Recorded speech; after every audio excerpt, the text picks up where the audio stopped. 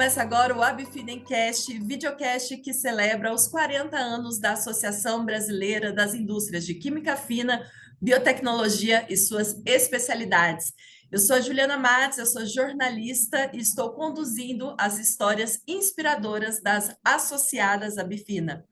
E hoje é a vez de conhecermos a trajetória do grupo Centroflora, associado à Bifina há 16 anos. Quem vai nos apresentar a essa história é o presidente do grupo, Peter Andersen. Peter, em nome da Bifina, agradecemos a sua disponibilidade, a sua gentileza e estar com a gente. Olá, é ótimo estar aqui, estou à disposição aí para responder o que for necessário para contar, num curto espaço de tempo, uma longa história. Certo, Peter. Bom, a gente grava esse videocast de maneira online. Eu estou em Ribeirão Preto, interior de São Paulo, e o Peter está em Botucatu. Por isso, a gente já avisa que qualquer tipo de oscilação de internet que possa ocorrer é devido a esse motivo. Peter, vamos começar então a nossa prosa. Você tem propriedade para falar bastante sobre a história do grupo Centroflora, porque tudo começou, né, pelo teu pai, que construiu essa história. Então, para quem não conhece o grupo, não conhece como foi essa trajetória, você dá uma pincelada aí para a gente, por favor? Tá bom. Não começou bem com meu pai, né? De fato, meu pai comprou algumas ações do Grupo Centroflora na década de 80.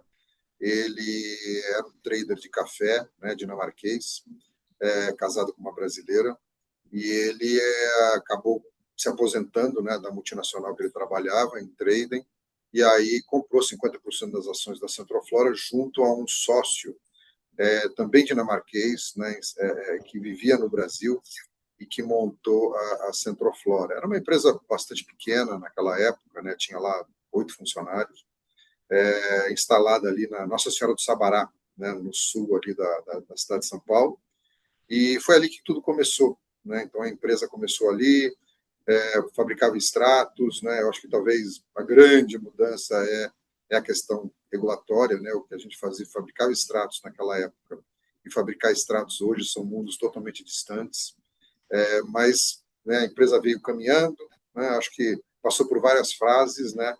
Pragmaticamente falando, né? A gente teve uma fase onde a gente teve uma sociedade com uma empresa também dinamarquesa chamada Niro Atomizer, que é o maior fabricante de spray dryers do mundo, que depois foi comprada por uma empresa alemã chamada GEA. Depois a gente teve um outro ciclo com a Fundação Swarovski, que é o pessoal dos cristais, né, na Áustria.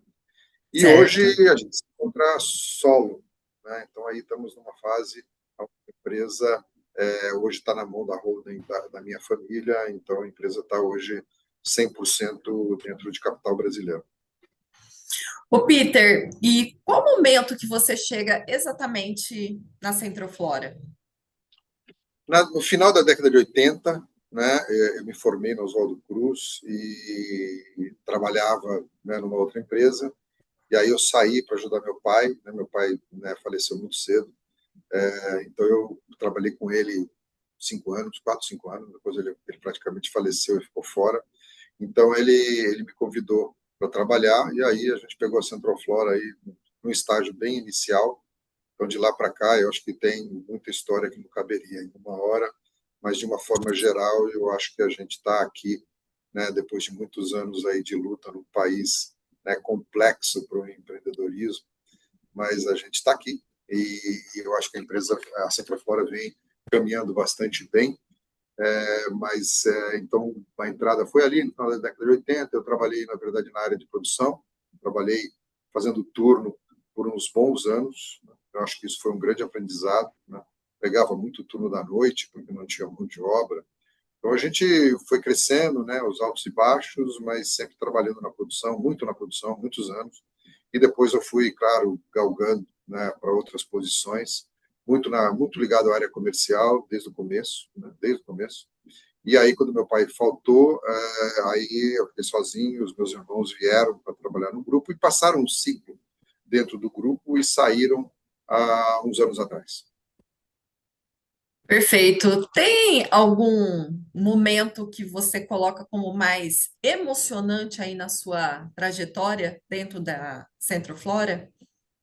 Bom, dentro de uma vida tão longa dentro de uma corporação, eu acho que tem muitos temas, né? Mas acho que talvez um tema muito relevante, né, com a saída do meu pai, com o falecimento dele, que foi bastante impactante. Eu tinha 32 anos, e eu acho que pouco preparo, né, para gerenciar a empresa, né, que estava crescendo já naquela época.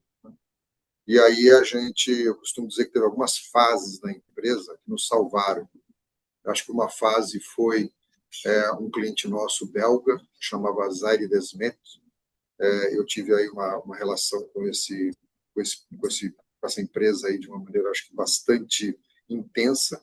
Ele era assim, quando a empresa faturava, sei lá, US$ 200 mil por ano, ele era aquele cara que vinha em dezembro e colocava um pedido de US$ 200 mil. Então, ele sempre foi, durante anos, e ele era um bruxo que trabalhava com radiestesia. Naquela época, hoje isso é impossível, né? Mas na década de 80, 90, a agência sanitária belga fazia um pouco, né, vista grossa, vamos falar assim, para o trabalho do Azaire. Então, eu tive muitas vezes lá visitando ele numa cidade chamada Flobecq, que fica na Bélgica, perto de Ghent, e ele era um bruxo. Então, ele tinha, assim, sem exagero nenhum, era 1.500 pessoas na porta do centro dele todos os dias. Ele tratava as pessoas com massagem, anestesia, né, energia, todo aquele negócio. E ele era realmente comprava muitos extratos, né, todo ano. Então, todo ano, o grande presente da Centroflora, eu diria, num mundo muito menos regulamentado, porque isso não existe hoje, era, na verdade, ter interface com esse homem, que era um homem bastante exótico, sem entrar nos detalhes dele, mas ele era extremamente exótico. Interessante. E aí eu tive muitas interações com ele, né? Muitas, né? Ele era um ele era um cristão, mas que ele não acreditava na crucificação. Ele batia muito nele, eu lembro muito disso, né? Que ele batia muito nesse tema de que a gente nunca poderia é, adorar ou sabe a figura de Cristo ele sempre falava muito isso. Como ele era muito cristão, ele tinha muitas santas na casa dele, etc e tal, mas não tinha nunca a figura de Cristo sofrendo na cruz. E ele batia muito nessa tecla toda hora. Isso sempre me chamava muita atenção.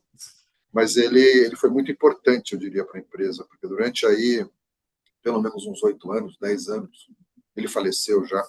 8, 10 anos, ele foi alguém que eu visitava todo ano, pelo menos uma, duas vezes por ano, para ir lá coletar esses pedidos para poder, eu diria até para você, para fazer a empresa sobreviver, porque a Uhum. empresa precisava desse dinheiro, era como, né, uma injeção de adrenalina no sistema quando o paciente estava, né, quase morrendo.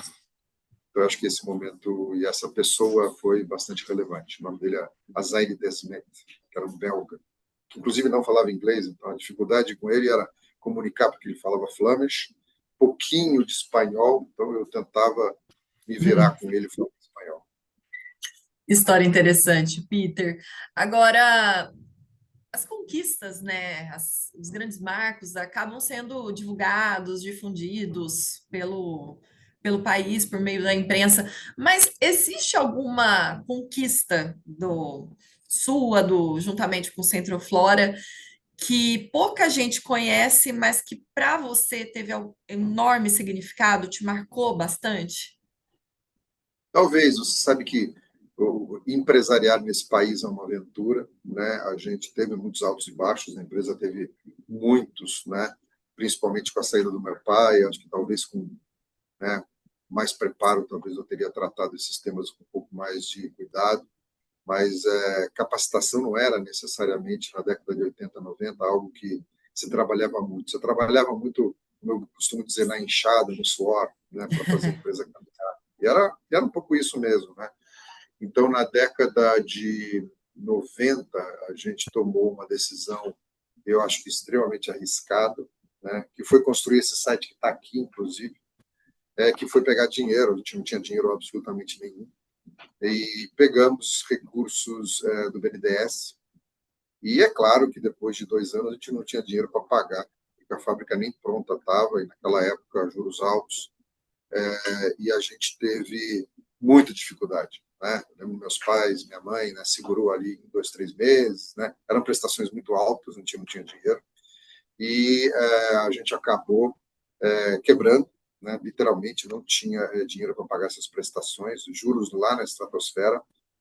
E aí eu costumo sempre dizer na minha vida de que sempre, quando esses momentos aconteceram, alguém veio e colocou a mão na minha cabeça, sempre, né? E nesse caso, foi andando numa feira nos Estados Unidos, eu encontrei um cara que era o Rick, que era o, eu nunca esqueço o nome dessas pessoas, que estava atrás de acerola, né? E essa empresa chamava Nutrilite, que pertence à Amway, e ele falou, não, vocês fazem acerola? Eu não fazia muita coisa, mas como bom vendedor, eu nunca diria que eu nunca disse que eu não fazia, né? Eu dou um jeito, né? Traz para mim aqui que nós vamos dar um jeito, né? Sim. Hoje não é bem assim, mas naquela época era assim. E aí, e desse dia, quem salvou a gente e colocou recurso na empresa foi essa empresa, a Amway, colocou muito dinheiro aqui dentro na época. E aí a gente foi muito feliz, né, porque tinha toda a questão cambial, e a gente começou a prestar serviço de desidratação de concentrado de acerola para produzir acerola em pó, doseada em alto teor de vitamina C. Esse era o resumo da história. E essa empresa nos salvou, né? E é muito engraçado que até hoje eu tenho interface com essa empresa, mas as pessoas se vão. E quando as pessoas se vão na empresa, se vai a história, né? Se vai todos os relacionamentos, mas eu diria que foi um momento muito marcante, porque a gente montou uma fábrica de uma maneira totalmente irresponsável, né? Gastamos dinheiro numa fábrica de uma maneira irresponsável. Acho que não existia um plano concreto por trás. Existia um pouco essa sede empreendedora de querer ter o melhor, sabe? Ter uma fábrica. Eu sempre amei aço inox, né? Eu brinco que até hoje a minha poupança está em tanques de aço inox, porque eu sempre gostei muito.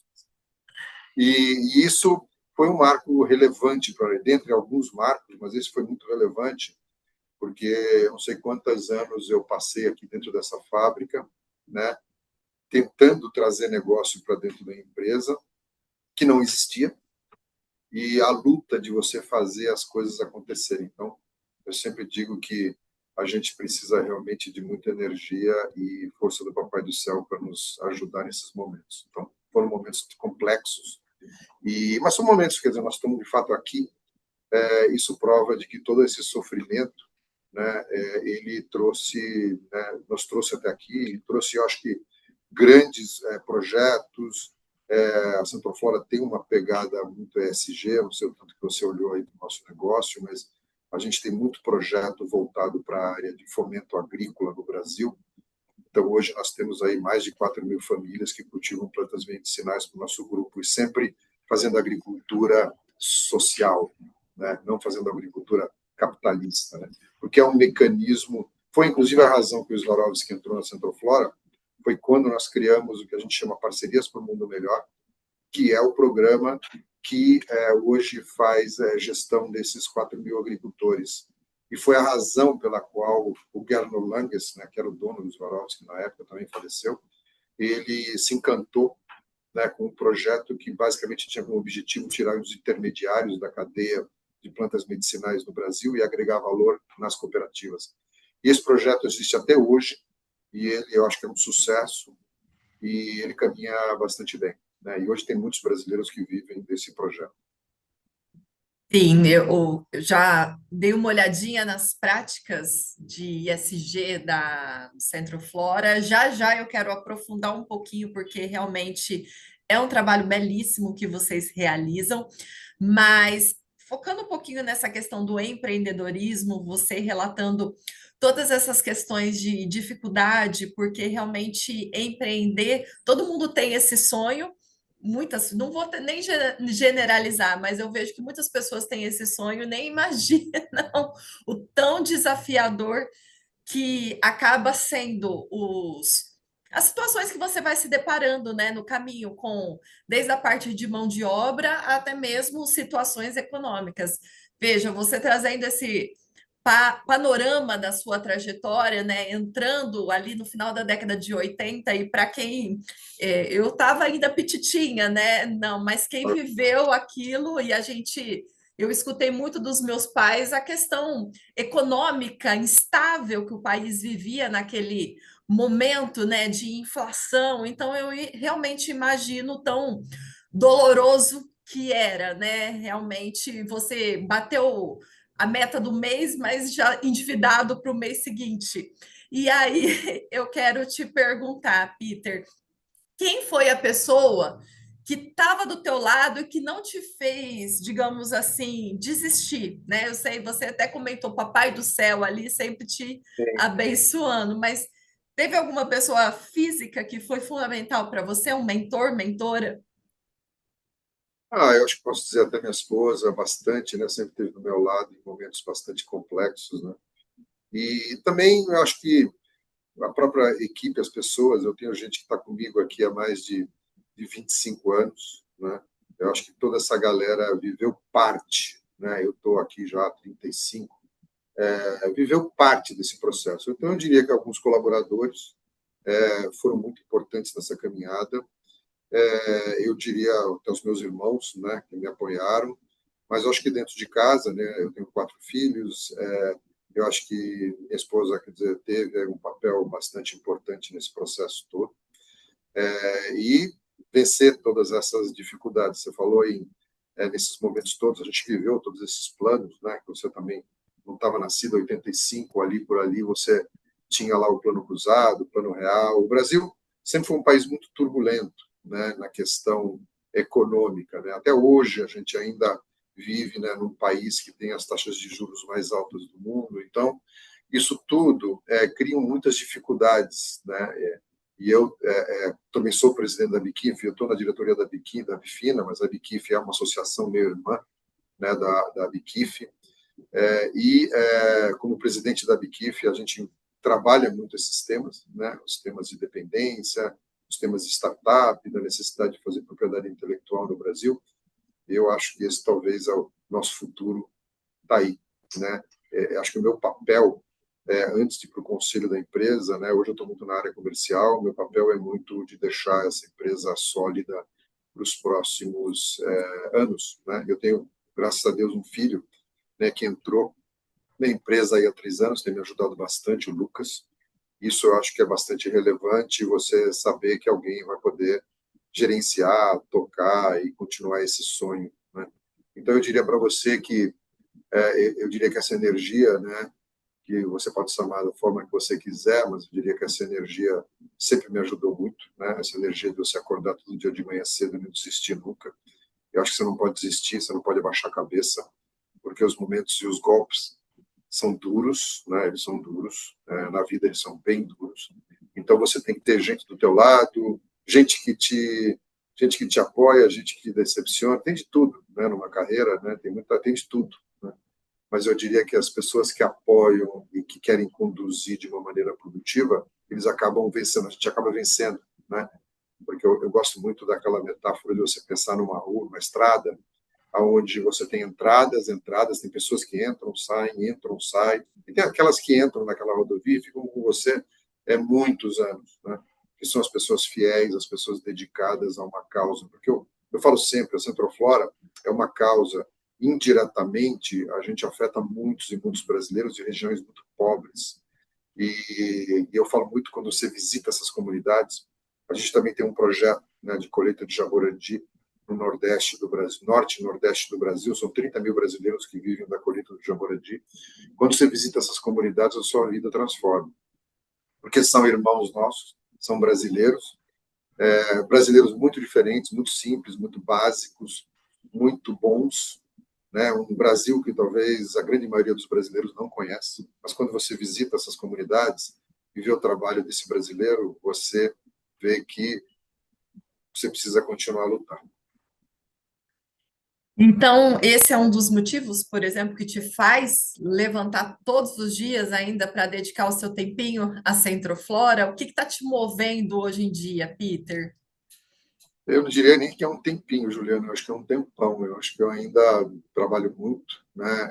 Viajo muito, porque hoje eu sou encarregado de estruturar toda a área de distribuição da empresa, então, distribuição global, né? Então, eu acabo estando muito fora do Brasil. O que me faz levantar cedo, eu acho que é, primeiro, uma energia que eu sempre tive também de nunca desistir, né?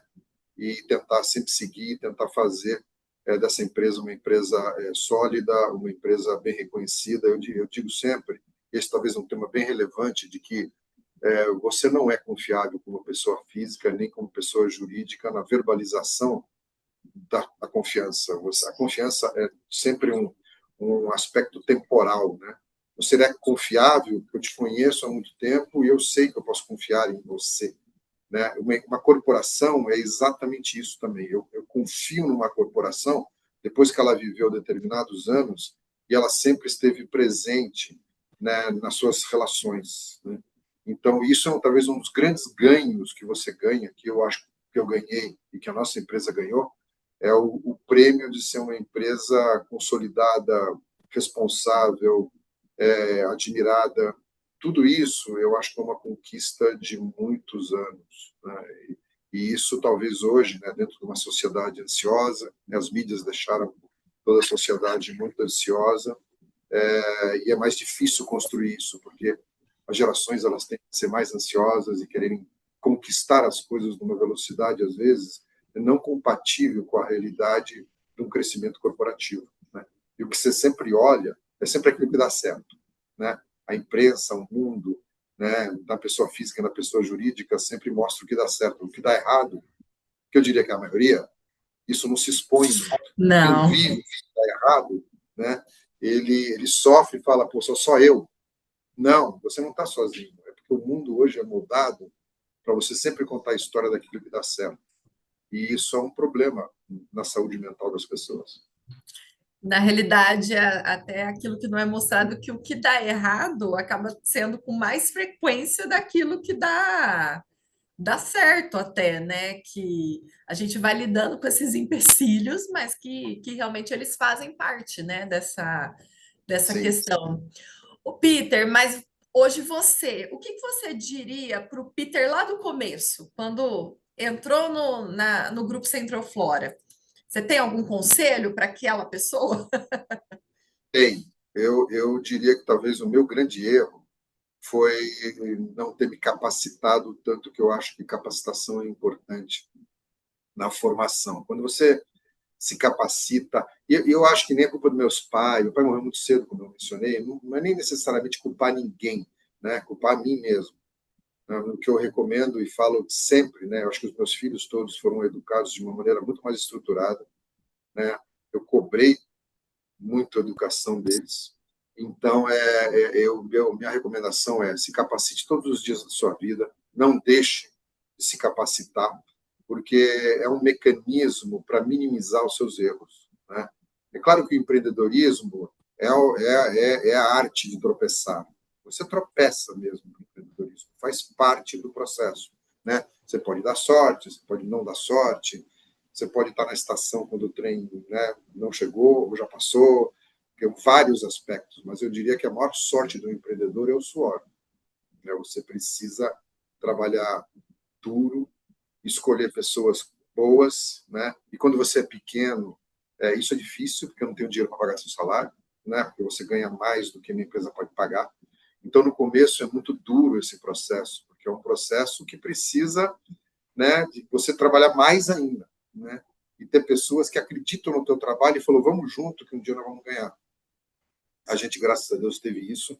Mas hoje você chega num ponto onde eu posso contratar, né, um profissional que custa mais, porque você tem uma base para poder pagar aquele funcionário que custa mais, porque uma empresa se faz com cérebros. Isso, para mim, eu acho que é a coisa mais clara que existe, que você aprende, é que cérebros é que, de fato, conduzem, por mais que você tenha AI hoje, por mais que você tenha todos os instrumentos, eu acho que você precisa de seres humanos com cérebros. E aí eu acho que eu tenho uma crítica muito grande ao Brasil, porque nós viramos um exportador de cérebros. Isso, para mim, é uma coisa muito mais grave do que eu acho que se fala, que é a exportação de cérebros, né? Esses cérebros acabam indo para fora, e muitos deles, estive na Espanha semana passada, né, conversando com brasileiros que estão lá, e esses brasileiros não querem voltar para o Brasil de jeito nenhum, né? E isso eu acho que talvez é o mais grave, porque são cérebros que a gente exporta e que o mundo absorve e que, por questões, né, que você e eu conhecemos bastante bem, não querem voltar, né? Então, Sim, eu acho que isso é um ponto para exatamente. mim. Então, Mas que educar, capacitar, educar, talvez, sem estender muito todas as recomendações, mas eu diria que nenhum profissional pode deixar de fazer isso durante a vida inteira, né? que E, bacana. e fazer o que você gosta, né? Eu costumo dizer todo mundo aqui, se você acorda numa segunda-feira e não está feliz, você precisa rapidamente procurar alguma coisa ou outra para fazer, né? Viver a sua vida atrás de um salário é uma tortura. Você precisa, seja lá o que você queira fazer, né? Você pode querer ser o que você quiser. E você vai ser feliz naquilo. Se você fizer aquilo que você gosta, que você ama, você vai ter sucesso de uma forma ou de outra. O que você não pode é ficar enjaulado, porque isso vai te penalizar e a vida é muito rápida. Lá na frente, você vai ver que você foi enjaulado por um salário e eu acho que isso é grave. Então, procure aquilo que realmente você gosta de fazer. Legal, Peter, te escutar e dos pontos que você comentou dessa qualificação, tanto que ela é importante, mas que também a gente precisa ralar, que uma vez eu escutei que 10% é inspiração e 90% é transpiração, é suor, de fato, de dedicação. Sim, E esse ponto de você, dessa valorização das pessoas, porque realmente hoje a gente vive num cenário que tem a inteligência artificial para trazer os seus benefícios, mas que a mão de obra humana ainda ela é essencial para a construção dos negócios, para você poder avançar em tecnologia e inovação. E aí, para a gente avançar na nossa conversa, eu quero aprofundar um pouco na questão do ISG. Você já trouxe alguns projetos que vocês encaminham aí, que são maravilhosos, mas de fato, essa preocupação que vocês têm com a comunidade onde está inserida e com essas práticas que vocês realizam. eu acho que é um ponto bem importante, Juliana. O mundo fala em ESG aí há uns 10, 15 anos. Eu acho que a Centroflora fala disso há 30. Eu sempre entendi, né, quando a gente criou parcerias lá e os Swarovski veio investir na gente, eu conheço muito o Brasil, né, sempre viajei muito pelo Brasil, conheço bastante, né, acho que quase o país inteiro. Sempre me incomodou muito a pobreza, de certo aspecto, né, o abandono, né, eu diria, de muitos brasileiros que vivem marginalizados. E na cadeia de plantas medicinais era sempre aquela velha história, né? Você está lá no campo, né, vende por 5, aí o cara vem e me vende por 20. Então, o atravessador levava sempre, né, metade mais da renda de quem realmente está sofrendo ali na base. Isso me fez pensar na criação do programa Parcerias. Né? A gente criou esse programa e ele tem uma pegada muito ESG, né? E tudo que a gente faz tem uma preocupação ambiental, social muito grande. Né? Eu acho que o Brasil precisa de trabalhar, né, distribuição de renda. Né? Eu sou um capitalista e um liberal puro, mas eu entendo que o capitalismo e o liberalismo têm as suas mazelas, como qualquer sistema tem mazelas no mundo. Não existe sistema perfeito, né? Como não existe ser humano perfeito, não existe sistema perfeito. Então você tem que trabalhar no sentido de como é que eu posso, de fato, trabalhar com essas comunidades e deixar elas mais estruturadas. Eu acho que existem vários projetos que a gente toca onde você vê melhoria de qualidade de vida de várias cooperativas, e isso, para mim, é uma coisa extremamente relevante. Lembrar que na cadeia do Jaborandi é uma planta onde a gente extrai um alcaloide chamado pilocarpina, que a gente produz na nossa unidade lá no Piauí, lá em Parnaíba. A gente tem hoje 2/3 do mercado global de pilocarpina. Pilocarpina é um IFA, né? É um IFA tradicional, que é extraído de uma planta, e são 30 mil brasileiros que vivem na colheita do Jaborandi em 3 estados. E aí também eu acho que é uma coisa bastante relevante. Né? Então, nosso papel é como é que a gente consegue manter. Vamos lembrar que as moléculas envelhecem e elas acabam sumindo. E o mais incrível na pilocarpina é que ela originalmente ela tem 90 anos. Você veja, uma molécula que tem 90 anos e ela foi originalmente desenvolvida para tratar glaucoma. Né? Essa molécula salvou milhões e milhões e milhões de pessoas da cegueira, milhões. Uma molécula brasileira, que pouco brasileiro sabe disso, num país que tem a dependência, né? Você está Depois, eu sempre falo que o Papai do Céu, ele olha essas cadeias, porque depois a mesma molécula foi patenteada para tratar xerostomia, que é boca seca. Até hoje você tem medicamentos no mundo para tratar xerostomia, que é quando você faz quimioterapia, você tem uma desidratação da sua mucosa, e a lubrificação da mucosa, a pilocarpina é um estimulante das mucosas, das glândulas salivares. E agora, há pouco tempo atrás, 6, 7 anos atrás, a AbbVie patenteou o uso de pilocarpina para tratar presbiopia. 2 bilhões de pessoas no planeta têm presbiopia, que é vista cansada. Então, alguém está pondo a mão nisso, porque essa molécula não deveria existir, essas 30 mil pessoas vivem disso, não deveriam estar vivendo mais. Então, o nosso grande desafio quando eu vou nessas comunidades, é sempre e o futuro, e o amanhã, né? Eu acho que esse talvez é uma grande preocupação. Então, pensar em sustentabilidade, em governança, na questão ambiental. Nós temos 2 fazendas também, que a gente trabalha da parte do desenvolvimento do ciclo experimental dessas plantas. Antes que eu leve ela para a comunidade, eu tenho que entender se aquela planta ela vai se comportar da maneira que ela precisa se comportar dentro dessas comunidades. A gente faz esses trabalhos numa fazenda aqui em Botucatu e faz também numa fazenda lá em Parnaíba. Eu diria que ESG, eu acho que tem muito ESG no mercado, que é um ESG marqueteiro, né? Como o mundo adora fazer marketing de tudo, mas fazer ESG na prática custa dinheiro. Então, o investidor, quando olha para você, fala assim, mas pô, você não podia comprar essa planta por 10 em vez de comprar ela por 12? Poderia. Você poderia. Então, tudo você poderia.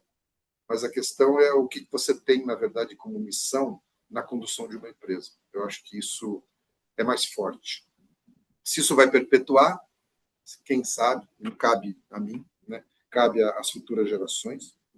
E eu espero que sim, mas nos trouxe até aqui, por que não continuar? Depois de muitos anos, eu vejo que as pessoas que conhecem, elas começam a reconhecer. E o grande desafio do mundo hoje é você comunicar o que você faz. É, e é nesse ponto que eu quero tocar realmente, porque a gente sabe o tanto que o nosso país é riquíssimo em recursos, vocês diretamente dependem dessa flora que nós temos, né, até por conta da produção dos insumos, mas você acredita que hoje o Brasil, e eu vou colocar como um todo, a sociedade, o governo, é, de, entende de fato a força estratégica que a gente tem em termos de química fina, biodiversidade, inovação? Uma bela pergunta. Eu costumo dizer que eu não descanso enquanto eu não gerar toda a propriedade intelectual que eu acho que a gente tem que gerar. Nós criamos em Campinas o que a gente chama de Centroflora Inova, né? A gente investe em algumas startups, eu acho que a mais relevante delas é a Nintex. Essa startup está incubada dentro do Centroflora Inova. O Centroflora Inova hoje tem 35 cientistas lá que trabalham muito em cooperação com o CNPq, com algumas universidades públicas e privadas. Eu entendo que o Brasil precisa fazer propriedade intelectual para poder sobreviver. E eu costumo muito ontem mesmo, a gente estava dando uma palestra em São Paulo, eu falo muito de que o Brasil não tem o capital que a China e os Estados Unidos têm para fazer inovação. O que nós temos é algo que alguém deixou aqui para nós, que é a nossa biodiversidade, que é 20% da biodiversidade do planeta. Então, eu sempre falo que a gente tem uma biblioteca de Alexandria nas nossas mãos, e aí sempre me perguntam, mas por que a gente já não fez? E eu tenho uma resposta clara para isso hoje, né? Eu acho que a Centroflora já fez alguns fitoterápicos que estão no mercado, né? Eu acho que o Axeflan, Fitoscar são exemplos, são fitoterápicos do Axei e do Apsen, que foram feitos dentro do modelo de desenvolvimento farmacêutico. E aí veio no Brasil a lei de uso e acesso da biodiversidade brasileira. Eu costumo dizer que a gente perdeu 20 anos com isso. A gente, de fato, começou a implementação dessa lei de uma maneira muito errada, muito condenando todo o sistema. E quando você condena o sistema, toda a área jurídica das empresas falam nem toque em biodiversidade brasileira. Eu escutei isso muitas vezes na minha vida. Isso atrasamos 20 anos. Todo cientista, empresas, eles foram taxados de criminosos, né, há 20 anos atrás. E isso trouxe muito prejuízo para o país, perdemos muito tempo. E para recuperar isso, acho que hoje você tem uma modelagem melhor da legislação, que poderia, na verdade, até não ter sido tão agressivo na forma, né? Empresas foram multadas, nós fomos multadas, são 10 anos para nos defender de algo absurdo, de multas totalmente ilógicas, mas o fato é que esse é o nosso Brasil, né? A gente não tem cultura de Estado, a gente tem cultura de governo, e isso é uma coisa muito ruim para o país. Então, o que acontece é que a gente, hoje, entende que esse é o legado que a gente quer deixar, que é um Brasil com mais propriedade intelectual, porque, apesar de ser um fã do mundo agro, do mundo mineral, eu acho que isso é 70% da pauta de exportação do Brasil, mas não é suficiente. Na área farmacêutica, a gente tem gravíssimos problemas nessa área, porque a gente tem uma dependência que ela é perigosíssima. Eu acho que até ela é pouco capilarizada para a sociedade, mas a ideia toda de fazer propriedade intelectual no Brasil é tentar trabalhar mecanismos para reduzir a dependência da importação de fármacos e de IFAs no Brasil. Perfeito. Bom, e novidades? Qual que é o atual momento do grupo Centroflora? O que você pode contar aqui para a gente? Bom, tem muitas novidades aí. Acho que as grandes novidades são que a gente está muito feliz, né? A gente inaugurou o Centroflora Inova no meio do Covid, então passamos aí quase 2 anos sem ninguém nos visitar. Hoje a gente recebe visitas lá semanalmente. Eu acho que é muito positivo. Temos hoje cerca aí de 15 a 16 projetos de desenvolvimento de novos fitomedicamentos, de novos nutracêuticos. Então eu sinto, né? Também falei isso esses dias, de que o Brasil na área de desenvolvimento, de inovação radical, começa a dar alguns passos que me deixam feliz. E aí eu falo da universidade, da academia, do governo, da indústria. Eu vejo que há uma mudança no ar, porque a indústria farmacêutica brasileira nunca foi de inovação radical. Ela sempre foi uma indústria muito competente naquilo que ela faz, que é a importação dos IFAs e a fabricação e o farmacotécnico e a venda desses medicamentos. Fez isso sempre muito bem, ganhou muito dinheiro fazendo isso, mas eu acho que ela também começa a chegar à conclusão, que é uma tecla que a gente bate aí há muitos anos, de que você precisa olhar outros mecanismos de desenvolvimento do seu negócio. Você não pode ficar parado. E ficar parado você vai ficar para trás. Então eu vejo um movimento, sabe? Eu vejo alguns eventos interessantes, eu vejo a FINEP mais voltada para isso, a própria Embrapi, a Embrapi, a FAPESP, quer dizer, as agências de fomento, né, fundos, né? Acho que a Nintex é um belo exemplo, é uma startup que hoje está indo muito bem, né, que tem dinheiro privado, né, ela tem dinheiro público, tem dinheiro privado, mas você vê uma empresa de alto risco, desenvolver ingredientes para a área de saúde, que tem investimento privado, de capital de brasileiros privado, eu acho que isso é muito relevante. Isso é sinal que existem competências, né? E quando me falam por que a gente não fez antes, eu acho que é por causa disso. Eu acho que as competências amadureceram, né? O hardware brasileiro também amadureceu. Então, hoje a gente tem mais hardware e mais cultura, mais competência para fazer. E falta capital, mas a gente pode talvez caminhar até um certo ponto no desenvolvimento de novos fármacos e depois fazer licenciamento. Mas eu acredito, então a Centroflora, eu diria que o que a gente mais tem pensado hoje é desenvolver propriedade intelectual para melhorar essa balança comercial brasileira e o Brasil começar a ir para essas feiras lá fora fazer out-licensing e não in-licensing o tempo todo, né? Sempre trazendo tecnologias. O nosso sonho é que a gente vá. Então, acho que instrumentalizar a Centroflora para fazer isso talvez seja o grande momento da empresa, né? Talvez valha o comentário também que a gente voltou, né? A gente, em 2018, fizemos um M&A com a Givaudan e agora nós voltamos ao mercado nutracêutico, né? Que é um mercado fora do Brasil. Isso também tem caminhado muito bem. Esse é exatamente o trabalho que eu estou fazendo, é tentar desenvolver relações fora do Brasil para que o Brasil exporte mais extratos. Então, é isso que eu, particularmente, tenho lutado muito para que a empresa cresça na área de exportação de insumos brasileiros para fora do Brasil. Eu acho que é uma grande carência que a gente tem. Perfeito, Peter. Eu aqui no papel de condutora desse bate-papo, eu acredito muito que eu também represento a sociedade. E eu venho falando muito para todos os entrevistados só gratidão por contribuir aí para o avanço da ciência, para a nossa saúde e por todo o belíssimo trabalho que impacta tantas vidas que o Grupo Centro Flora faz. Então, parabéns por isso. E nessa reta final, para a gente deixar um pouquinho mais descontraída a nossa prosa, eu gosto muito de trazer. Eu não acredito muito que as pessoas têm lados, né? Que todo mundo é um único ser humano, mas vamos falar o lado B do Peter. Você já comentou que passa um tempão da tua vida dedicado à Centroflora. Mas aí nas horinhas livres que você tem, nos seus momentos de lazer, o que o Peter gosta de fazer?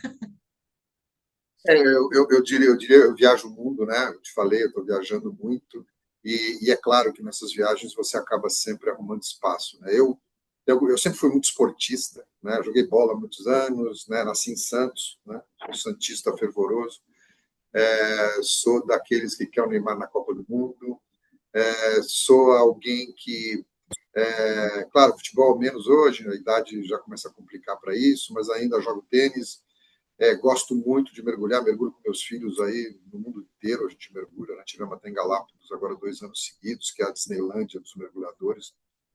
Faço trilhas, eu gosto de trilhas mais agressivas, né? Estive no Alasca ano passado, andando 130 quilômetros aí em uma semana. Então, estive na Islândia, estive no Peru. Eu gosto de fazer trilhas, né, mais isoladas, né? Costumo dizer que a Terra está com ser humano demais, né? Então, para onde você vai? Então, tempo eu costumo dizer, há 180 anos a gente era 1 bilhão no planeta, hoje somos 8 bilhões. Eu não vejo muita sustentabilidade nesse mecanismo. Então, eu gosto de ir para lugares onde a gente possa refletir sem tanta gente, né? O mundo está muito entupido, né? E gente para tudo quanto é lado. Então, eu acho que minhas atividades são muito fora, eu procuro fazer elas, né, muito picado durante o ano, esse negócio de sair, empreender, eu fechar a porta aqui e ir embora um mês, isso eu nunca fiz na minha vida e não dá para fazer. Não dá Né? para fazer. E aí, como minha família também dorme, eu trabalho, eu sempre acordei 5h30, 6 horas da manhã, a vida inteira. Eu velejei muitos anos da vida. E a gente sempre acordava muito cedo para velejar, né? 4, 5 horas da manhã. Então, meu hábito sempre de acordar cedo existe. Então, sempre que eu estou numa semana de férias, eu também acordo cedo, trabalho 3 horas. E aí, quando a galera vai acordar, eu já trabalhei 3 horas. Isso, para mim, eu falo muito aqui na empresa de que não me esconda problemas. O que eu tenho verdadeiro pavor é de não saber das coisas. Eu não tenho problema nenhum, eu estou aqui para resolver problemas. Então, eu quero que os problemas transpareçam e que eu saiba deles. Né? Esse é o meu discurso aqui com bastante frequência. Então, não importa o problema, traga ele. Vamos enfrentar o problema sempre de uma maneira proativa, sempre, nunca reativa. O problema vai ser se você for o último a saber, né? Esse é um grande problema, né? Então, mas eu bato muito nessa tecla com os meus diretores de que, cara, eu não tenho problema com problema nenhum. Eu passei minha vida enfrentando esses problemas, porque empreender é viver e digerir problemas, né? As boas notícias até às vezes eles escondem de mim, né? Então mas as más notícias eu quero que elas venham, porque a gente tem que cuidar dessas más notícias, para que elas não virem coisas que podem prejudicar o seu negócio. Que bacana, que gostei das suas atividades, são bem intensas, né? Ar livre, vivendo natureza, eu São, bem são. bacana. Mas nessa no E Alasca, eu confesso que meu filho mais velho foi comigo, um amigo meu que é americano, o filho dele também. Eu diria que é duro, né, porque é bem complexo você viver 10 dias debaixo de chuva, debaixo de vento, debaixo de frio, cruzando o rio com água no teu peito, sem, né, assim, ajuda. Então, acho que meu filho, aí, nesse aspecto, foi bastante relevante. Meu filho mais velho, que foi comigo, que mora nos Estados Unidos, inclusive. Então, precisa de bacana. ajuda uma hora, porque o negócio eu diria, punk mesmo, viu? É duro. Imagino, Mas precisa de um a gente preparo cuida da muito família. grande. Sim. Vai dar trabalho. Peter, um livro, um filme, uma série para a gente encerrar? Boa Pode ser pergunta. antigo, Eu viu? via Não isso. tem problema, Pode. não. Eu acho que livro, eu sempre, desde que eu fui jovem, eu fui um fã de um escritor, não sei se já leu, mas deve ler, chamado Ernest Hemingway. é um escritor americano, de Cuba há muitos anos. Ele tem um livro que chama For Whom the Bell Tolls, que é Por Quem os Sinos Dobram. Para mim, é um dos grandes livros. Hemingway é um dos grandes escritores, né, que eu li, acho que tudo que esse homem escreveu. Então, eu acho que ele... No Brasil, eu sempre gostei muito de Euclides da Cunha. Os Sertões, para mim, sempre foi um livro muito marcante na minha vida. Então, Euclides da Cunha e Guimarães Rosa, também, Grandes Sertões Veredas, são livros que sempre marcaram a minha vida. Filme, são vários, mas eu acho que um sempre me chamou muita atenção é um que eu não sei se você viu, chama Meeting Joe Black. Eu não sei, eu não sei em português, mas é com o Brad Pitt. Né? Eu acho os diálogos desse filme são assim fantásticos. Né? E o outro, talvez O Advogado do Diabo, que eu acho que também são grandes filmes. Séries, talvez uma que eu vi aqui há pouco tempo atrás, que eu achei bem interessante, que chama... Eu gosto muito de vinho, eu gosto muito da história do vinho, e chama Drops of God, que é um seriado que acho que tem até uma segunda temporada agora. Mas, então, eu acho que talvez dá um bom entendimento aí do que eu gosto de ler, né? E sou simplesmente apaixonado por uma revista chamada Economist, que é uma revista britânica, e que me consome bastante na minha semana, porque ela é muito intensa, mas eu diria que ela me alimenta de informações que eu preciso. Porque é o mundo, né? É a visão liberal do mundo, que é um pouco a forma que eu penso. Que bacana, Peter. Muito obrigada pelas suas sugestões, pelas suas recomendações. Agradeço o tempinho que você dedicou a esse bate-papo. Foi realmente uma aula de vida, uma aula de empreendedorismo e realmente assim, você deve ser um líder muito inspirador aí para todo o seu time. Obrigada mais uma vez em nome de todo o time da Bifina. Obrigado a você e prazer em conhecê-la e qualquer coisa estamos por aqui. Perfeito. Bom, eu agradeço também a você por ter nos assistido ou escutado. Curta, compartilhe esse episódio e se quiser conhecer o trabalho da Abifina, já sabe, www.abifina.org.br. Tchau, tchau.